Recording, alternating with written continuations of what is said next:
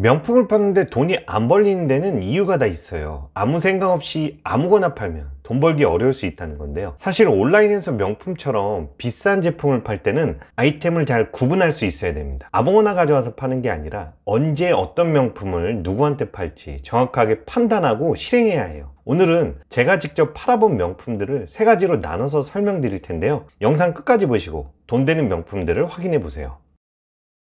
안녕하세요. 온라인에서 명품 파는 메타포입니다. 저는 10년 넘게 온라인에서 명품 팔면서 잘 팔리는 인기 제품들의 판매 패턴을 발견했어요. 언제 뭘 팔아야 돈을 벌 수 있는지 알게 된 건데요. 물론 싸게만 가져오면 무조건 잘 팔리는 제품들도 많아요. 하지만 판매할 명품을 이 세 가지로 나눠서 생각하면 훨씬 더 명품 리셀하기가 쉬워집니다. 하나씩 말씀드릴게요. 우선 첫 번째는 계절을 타는 아이템이에요. 한국은 사계절로 나눠져 있기 때문에 시기에 맞는 명품들을 팔면 돈을 벌 수 있어요. 무더운 여름에는 당연히 챙이 달린 모자나 반팔 반바지, 아니면 샌들이나 슬리퍼 같은 여름 제품들이 잘 팔리고요. 반대로 추운 겨울에는 명품 패딩이나 코트, 비니 모자, 머플러 같은 제품들이 인기가 많습니다. 봄이나 가을에는 맨투맨이나 니트, 단화 같은 제품들이 특히 더 잘 팔리고요. 너무 당연한 소리 하는 거 아니냐 라고 생각하실 수 있는데요. 사실 이런 것도 잘 모르고 그냥 인기 있는 브랜드만 수입해 파는 분들이 생각보다 많아서 그래요. 우선 1년을 하나의 사이클로 보시고요. 봄, 여름, 가을, 겨울로 나눠서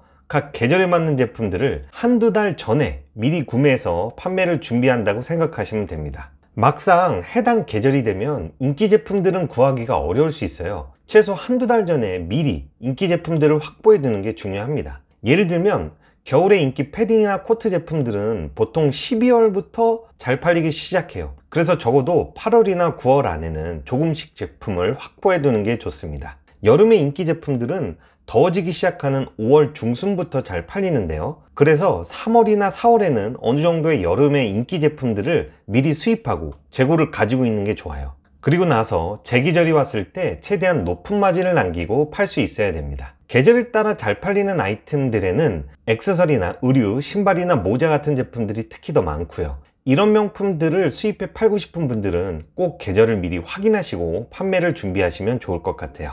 두 번째로 명품 아이템을 구분짓는 방법은 선물용으로 잘 팔리는 걸 찾는 거예요. 선물로 많이 구매하는 명품들도 최대한 많이 알고 있어야 된다는 건데요. 요즘에는 자잘한 걸 여러 개 선물하는 것보다 비싼 명품 하나를 선물하는 게 트렌드가 되고 있어요. 가성비를 더 따지는 거죠. 그래서 선물로 많이 구매하는 명품들도 수입해 팔면 돈을 벌 수 있습니다. 선물로 많이 하는 명품들은 보통 유행에 크게 반응하지 않는 게 많아요. 대표적인 게 보테가 베네타의 남성 지갑이나 구찌의 마몽트 여성 지갑, 생로랑의 YSL 로고가 새겨진 카드 지갑들이죠. 이런 제품들은 1, 2년만 반짝 유행하는 게 아니라 최소 4에서 5년은 꾸준하게 동일한 디자인으로 제품이 출시되기 때문에 인기가 많습니다. 그만큼 사용하는 사람들이 많고요. 그래서 선물했을 때 만족도가 더 높은 편이에요. 지갑 제품들은 선물로 주기에는 금전적인 부담도 적은 편이죠. 가방 제품들은 가격대가 워낙 높기 때문에 선물했을 때 서로 부담을 느낄 수 있어요. 하지만 지갑은 좀 덜하다는 거죠.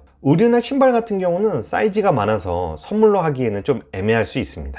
그리고 지갑에도 생각보다 종류가 많아요. 반지갑이나 중지갑, 장지갑이나 카드 지갑까지 다양한 사이즈의 제품들을 가지고 팔면 됩니다. 브랜드도 다양한 편이고요. 샤넬, 루이비통, 에르메스 같은 하이엔드 브랜드, 메종 마르지엘라, 톰 브라운, 겐조 같은 컨템포러리 브랜드, 구찌나 프라다 같은 클래식 명품까지 다양한 지갑들이 선물로 인기가 참 많아요. 이런 선물용 명품 지갑들은 5월의 가정의 달이나 12월 크리스마스에 특히 더 잘 팔리고요. 아니면 신년이나 구정 때도 선물로 많이 합니다. 명품을 선물로 많이 하는 시기에 맞춰서 미리 해당 제품들의 재고를 싸게만 확보해 두면 시즌에 맞춰서 비싸게 팔 수 있어요. 큰 돈을 벌 수 있습니다.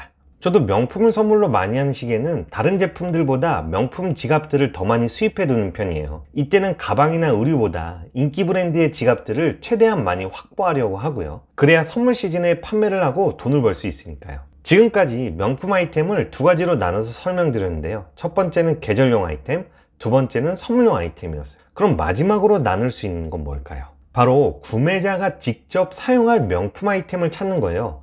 누구에게 선물하는 게 아니라 구매자 본인이 직접 사용하려고 구매하는 명품들이죠.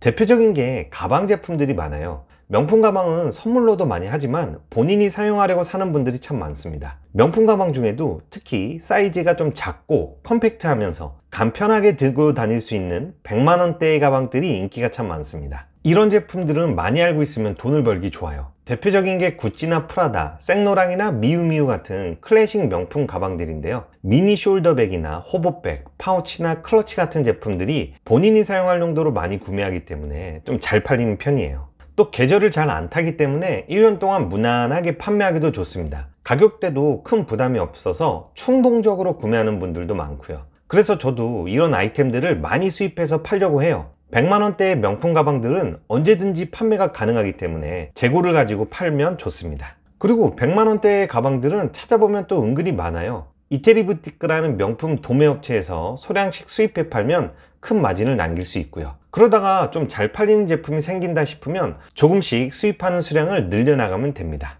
물론 200만원이 넘는 명품 가방들도 많이 구매하죠. 하지만 100만원대의 가방들이 팔리는 속도가 훨씬 더 빠르고요. 셀러가 남길 수 있는 마진이 높기 때문에 100만원대의 명품 가방들을 추천드립니다. 오늘은 명품 사업을 할 때 판매할 제품들을 구분하는 방법에 대해서 좀 말씀드렸어요. 계절을 기준으로 나눌 수 있고 선물하는 시즌이나 인기 명품에 따라서도 나눌 수 있었죠. 구매자가 직접 사용하려고 하는 명품 가방들도 한번 판매해보자고 말씀드렸습니다. 우리가 자본금이 많으면 이 세 가지 아이템을 모두 수입해 팔면 좋겠죠. 하지만 자본금은 늘 한정적이기 때문에 효율적으로 운영하는 게 중요합니다. 앞에서 말씀드렸듯이 계절용, 선물용 아이템은 시기에 맞춰서 미리 수입해 두는 게 좋고요. 구매자 본인이 사용하려는 명품 가방들은 1년 내내 잘 팔리는 편이기 때문에 100만원대의 명품 가방들을 잘 찾아서 재고를 가지고 판매하면 좋습니다. 실제로 저도 이런 식으로 1년 동안의 판매 계획을 미리 세워두고요. 판매할 제품들의 포트폴리오를 만들어서 활용하고 있어요. 처음에는 좀 복잡하고 어려울 수 있지만 1년 정도 해보면 금방 감을 잡을 수 있습니다. 꼭 내가 파는 명품 아이템을 이 세 가지로 구분해서 돈을 한번 벌어보세요. 명품 세일 관련해서 추가로 궁금한 내용이 있으시면 유튜브 댓글이나 네이버 블로그에 들어오셔서 문의 남겨주시면 답변 드리겠습니다. 그럼 오늘 영상도 끝까지 시청해 주셔서 감사하고요. 좋아요와 구독 꼭 좀 부탁드릴게요. 다음에도 더 유익한 영상으로 찾아오겠습니다. 행복한 하루 되세요. 감사합니다.